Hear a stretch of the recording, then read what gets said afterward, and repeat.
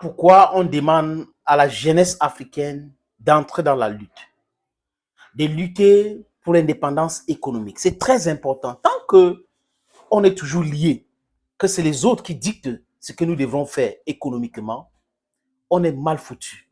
On ne peut rien. Le Cameroun a augmenté le prix du carburant il y a de cela quelques mois. Et ceux qui gouvernent le Cameroun, pour moi, je considère que ce sont des étrangers, parce que c'est comme ça qu'ils se comportent, ont augmenté un peu le SMIC. Il y a des sociétés qui refusent d'augmenter ce SMIC-là. Et ceux qui gouvernent n'ont rien fait jusqu'à présent. Je prends le cas des agents de sécurité privés qui souffrent tous les jours. Et certaines structures qui sont dans ce secteur-là refusent d'augmenter le SMIC. Ils refusent carrément. Parce que qu'est-ce qui explique qu'il y a un délai qu'on a donné? Vous avez discuté avec le ministère du Travail et tombé d'accord et vous n'augmentez rien. Et je parle du carburant, ça a tout son sens. Parce que quand le carburant augmente, c'est le transport qui va augmenter et ça va toucher tous les biens, les premières nécessités. Parce qu'on transporte ces biens-là pour aller au marché. Donc le prix va augmenter. On n'a pas besoin de diplôme. Je répète encore, on n'a pas besoin d'être directeur, ancien directeur adjoint du Fonds monétaire international pour comprendre ces choses-là. Parce que généralement, quand on veut parler chez nous, les gens montrent les diplômes. Les diplômes douteux même. Oui, les amis. Mais, et encore, l'Afrique avait sa façon de s'éduquer. Les Occidentaux avaient leur façon de s'éduquer. Et aujourd'hui, on est en train d'imposer le système de l'Occident comme si c'est le meilleur système dans le monde entier. Bon, bref, les amis, c'est important de dire cela parce qu'à chaque fois qu'un Africain veut se lever pour parler d'un sujet, vous allez voir l'autre qui va bomber le torse. Moi, je suis professeur de ceci. Moi, je suis docteur de ceci. Moi, j'ai fait ceci. Moi, j'ai tel diplôme. J'ai combien de bac plus ceci. On s'en fout de cela.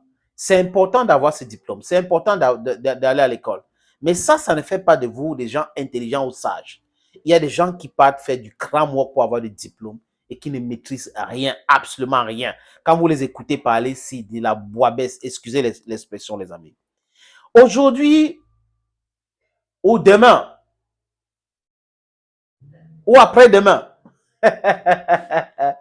c'est la compréhension qui est le plus important. Les amis, c'était le Cameroun hier.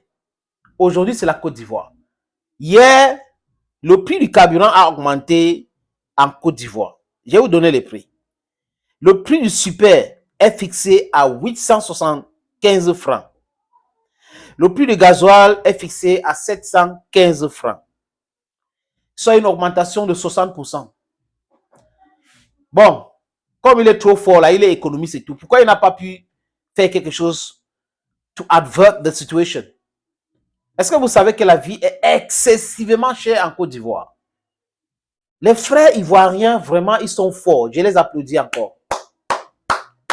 Quand les gens achètent 2 cuisses de poulet à 3000, il faut les applaudir. C'est compliqué de vivre en Côte d'Ivoire.